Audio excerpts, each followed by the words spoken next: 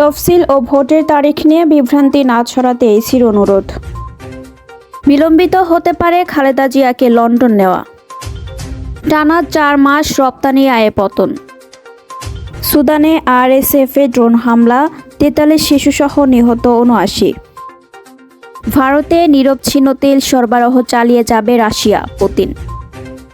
সহজ গ্রুপে Argentina Brazil, মুখোমুখি এমবাপ্পে হালান্ড। আসসালামু আলাইকুম। বার্ড নিউজ 24-এ আপনাদের সবাইকে স্বাগত জানাচ্ছি। আমি নাইমা আক্তার কেয়া। এতক্ষণ দেখছিলেন সংবাদ শিরোনাম, এখন দেখবেন বিস্তারিত। আগামী জাতীয় সংসদ নির্বাচনের তফসিল ও ভোটের তারিখ ঘোষণা নিয়ে বিভ্রান্তি না ছড়াতে অনুরোধ জানিয়েছেন নির্বাচন কমিশনের ইসি সিনিয়র সচিব আক্তার আহমেদ। শুক্রবার সন্ধ্যায় গণমাধ্যমকে এমনটা জানান ইসি সচিব আক্তার আহমেদ। বলেন, তফসিলের বিষয়ে এখন পর্যন্ত কোনো সিদ্ধান্ত হয়নি। কেউ তারিখ জানালে নানা হিসাব নিকাশ করে নিজ ইচ্ছায় ও দায়িত্বে তারিখ জানাচ্ছেন। দেশের পরিবর্তিত পরিস্থিতিতে গণমাধ্যমের কাছ থেকে দায়িত্বশীল আচরণ প্রত্যাশার কথা জানান তিনি। প্রসঙ্গত, বিভিন্ন গণমাধ্যমের প্রতিবেদনে বলা হচ্ছে 11 ডিসেম্বর নির্বাচনের তফসিল হতে পারে। কেউ কেউ আবার ফেব্রুয়ারিতে ভোটের তারিখও প্রকাশ করছেন। এদিকে আগামী সংসদ নির্বাচনের তফসিল সংক্রান্ত বিষয়ে আগামী রোববার আনুষ্ঠানিক বৈঠকে ইসি। এছাড়া তফসিল ঘোষণার বিষয়ে আলোচনার জন্য রাষ্ট্রপতি মোহাম্মদ শাহাবুদ্দিনের সাক্ষাৎ পেতে চিঠি দিয়েছে ইসি। আগামী 10 বা 11 ডিসেম্বর এই সাক্ষাৎ পেতে গতকাল বৃহস্পতিবার এই চিঠি দেয় সংস্থাটি। রাষ্ট্রপতি মোহাম্মদ শাহাবুদ্দিন ইসির চিঠির জবাবে আগামী 10 ডিসেম্বর বেলা 12টায় এই সাক্ষাতের দিনক্ষণ ঠিক করেছেন বলে জানা গেছে। গুরুতর অসুস্থ বিএনপি চেয়ারপারসন ও সাবেক প্রধানমন্ত্রী খালেদা জিয়াকে উন্নত চিকিৎসার জন্য লন্ডনে নেওয়া আরও বিলম্বিত হতে পারে। তার শারীরিক অবস্থার উন্নতি হয়নি বলে জানা গেছে। ফলে মেডিকেল বোর্ড ও বিশেষজ্ঞ চিকিৎসকরা পুরোপুরি নিশ্চিত না করা পর্যন্ত তাকে বিদেশে নেওয়া হবে না। কাতারের আমিরের রয়্যাল এয়ার অ্যাম্বুলেন্স গতকাল শুক্রবার খালেদা জিয়াকে লন্ডনে নেওয়ার কথা ছিল, কিন্তু কারিগরি সমস্যার কারণে ওই এয়ার অ্যাম্বুলেন্স আসেনি। বিএনপি মহাসচিব মির্জা ফখরুল ইসলাম আলমগীর সাংবাদিকদের জানান, দেশটির পক্ষ থেকে বলা হয়েছে শনিবার কাতারের ব্যবস্থাপনায় জার্মানি থেকে একটি এয়ার অ্যাম্বুলেন্স এসে পৌঁছবে। ফলে চিকিৎসকদের মতামতের পরিপ্রেক্ষিতে আগামীকাল রোববার তাকে লন্ডনে নেওয়ার কথা রয়েছে। এদিকে চিকিৎসার জন্য শাশুড়িকে নিয়ে যেতে বড় ছেলে তারেক রহমানের স্ত্রী ডাক্তার জোবাইদা রহমান গতকাল দুপুরে বাংলাদেশ বিমানে ঢাকায় আসেন। পরে তিনি বিমানবন্দর থেকে সরাসরি এভারকেয়ার হাসপাতালে শাশুড়ি খালেদা জিয়াকে দেখতে যান। সন্ধ্যায় খবর পাওয়া যায় খালেদা জিয়ার শারীরিক অবস্থা স্থিতিশীল নয়, উদ্বেগজনক। তিনি চিকিৎসকদের নিবিড় পর্যবেক্ষণে রয়েছেন। তারা তার অবস্থার উন্নতির জন্য আপ্রাণ চেষ্টা চালিয়ে যাচ্ছেন। চিকিৎসকরা নিশ্চিত করলেই কেবল রোববার লন্ডনে নেওয়া হতে পারে, অন্যথায় খালেদা জিয়ার লন্ডন যাত্রা আরও বিলম্বিত হওয়ার সম্ভাবনা রয়েছে। দেশের অর্থনীতি চলমান ধীরগতির মধ্যে কিছুটা ইতিবাচক ছিল রপ্তানি প্রবৃদ্ধি। তবে 2025-26 অর্থবছরে এসে পতনের ধারায় রয়েছে রপ্তানি আয়। চলতি অর্থ বছরের আগস্ট থেকে টানা 4 মাস রপ্তানি আয় কমেছে। নভেম্বরে রপ্তানি আয় 5.54% কমে দাঁড়িয়েছে 3.89 বিলিয়ন ডলারে, যা গত বছরে একই সময়ে 4.12 বিলিয়ন ডলার ছিল। সুদানের দক্ষিণ কর্দোফান প্রদেশে আধাসামরিক বাহিনীর র্যাপিড সাপোর্ট ফোর্সেস আরএসএফের চালানো এক ভয়াবহ ড্রোন হামলায় অন্তত 79 জন বেসামরিক নাগরিক নিহত হয়েছেন। নিহতদের মধ্যে 43 জনের শিশু এবং আহত হয়েছেন আরও 38 জন। শুক্রবার 5 ডিসেম্বর এক বিবৃতিতে সুদান কর্তৃপক্ষ এই তথ্য নিশ্চিত করেছে। দক্ষিণ কর্দোফান রাজ্য সরকারের পক্ষ থেকে দেওয়া বিবৃতিতে জানানো হয়, বৃহস্পতিবার পশ্চিম সুদানের কালোগি শহরে এই হামলার ঘটনা ঘটে। নিহতদের মধ্যে 4 জন নারীও রয়েছেন। বিবৃতিতে বলা হয়, আরএসএফের ড্রোন থেকে মোট 4টি ক্ষেপণাস্ত্র ছোড়া হয়, যা একটি কিন্ডারগার্টেন শিশু বিদ্যালয়, একটি হাসপাতাল এবং শহরের ঘনবসতিপূর্ণ এলাকায় আঘাত হানে। রাজ্য সরকার এই ঘটনাকে আরএসএফ সমর্থিত Sudan people's liberation movement north দ্বারা সংঘটিত একটি জঘন্য অপরাধ হিসেবে অভিহিত করেছে।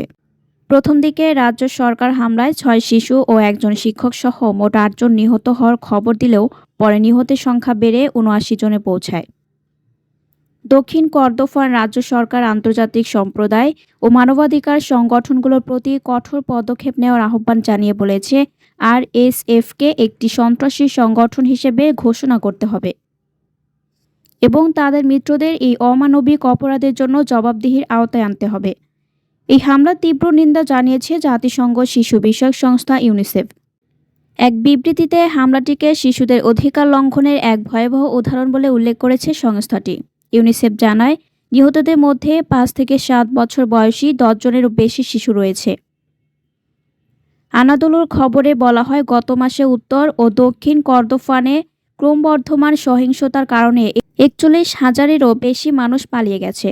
উত্তর পশ্চিম ও দক্ষিণ কর্দোফান রাজ্যে গত কয়েক সপ্তাহ ধরে সেনাবাহিনী ও আরএসএফের মধ্যে তীব্র লড়াই চলছে, যার ফলে ইতিমধ্যে কয়েক হাজার হাজার মানুষ ঘরবাড়ি ছেড়ে পালাতে বাধ্য হয়েছে। সুদানের মোট 18টি রাজ্যের মধ্যে পশ্চিমাঞ্চলের দারফুর অঞ্চলের 5টি রাজ্যই বর্তমানে আরএসএফের নিয়ন্ত্রণে রয়েছে। কেবল উত্তর দারফুরের কিছু অংশ সেনাবাহিনী দখলে রেখেছে। অন্যদিকে দেশের দক্ষিণ, উত্তর, পূর্ব ও মধ্যাঞ্চলের বাকি 13টি রাজ্যের বেশিরভাগ এলাকা সেনাবাহিনীর নিয়ন্ত্রণে রয়েছে, যার মধ্যে রাজধানী খার্তুমও অন্তর্ভুক্ত।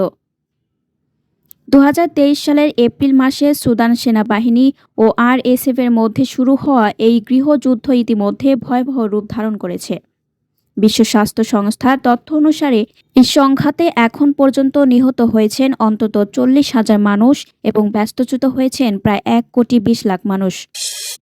যুক্তরাষ্ট্রের হুমকি ধামকির মুখেও ভারতে জ্বালানি তেলের নিরবচ্ছিন্ন সরবরাহ চালিয়ে যাওয়ার ঘোষণা দিয়েছেন রাশিয়ার প্রেসিডেন্ট ভ্লাদিমির পুতিন। শুক্রবার 5 নভেম্বর নয়াদিল্লিতে ভারতের প্রধানমন্ত্রী নরেন্দ্র মোদীর সঙ্গে বৈঠক শেষে রুশ নেতা কথা বলেন। রাশিয়ান তেল ক্রয়ের অব্যাহততার কথা উল্লেখ করে মার্কিন প্রেসিডেন্ট ডোনাল্ড ট্রাম্প গত আগস্ট মাসে বেশিরভাগ ভারতীয় পণ্যের উপর 50% শুল্ক আরোপ করেছিলেন। ওয়াশিংটনের যুক্তি, এই তেলের অর্থ ইউক্রেন যুদ্ধের তহবিল জোগাতে সহায়তা করছে।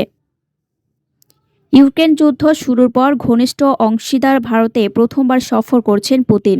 গতকাল বৃহস্পতিবার সন্ধ্যায় পুতিন দিল্লিতে অবতরণ করলে তাকে লাল গালিচা সংবর্ধনা দেওয়া হয়।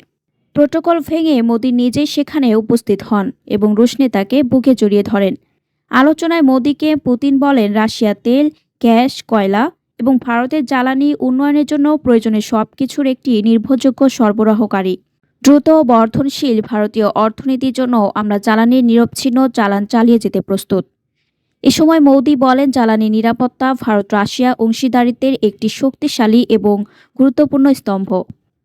প্রসঙ্গত, ইউক্রেন যুদ্ধ শুরু হওয়ার পর ভারত রাশিয়া তেলের একটি প্রধান ক্রেতা হয়ে ওঠে, যেখানে ইউরোপীয় দেশগুলো রাশিয়ার তেল, গ্যাস কেনা কমিয়ে দেয়।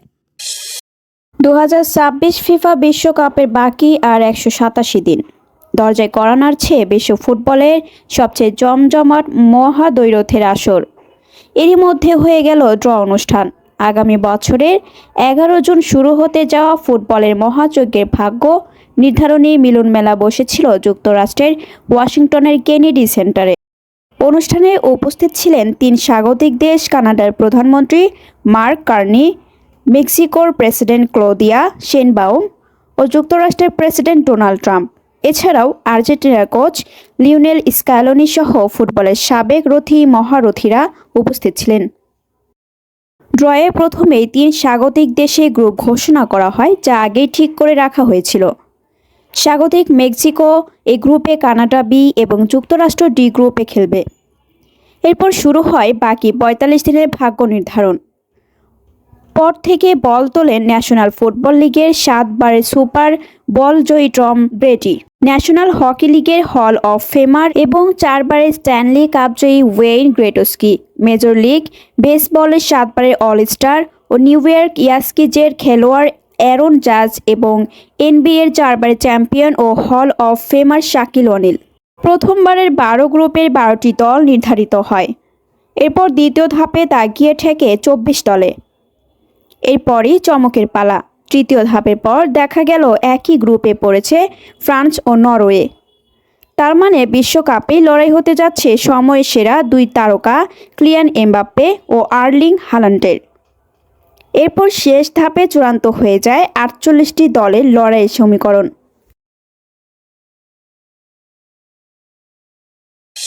এতক্ষণ আমাদের সাথে থাকার জন্য আপনাদের সবাইকে ধন্যবাদ। পরবর্তী সংবাদ দেখার জন্য আমন্ত্রণ এবং সাবস্ক্রাইব করে বার্ড নিউজের পাশে থাকুন।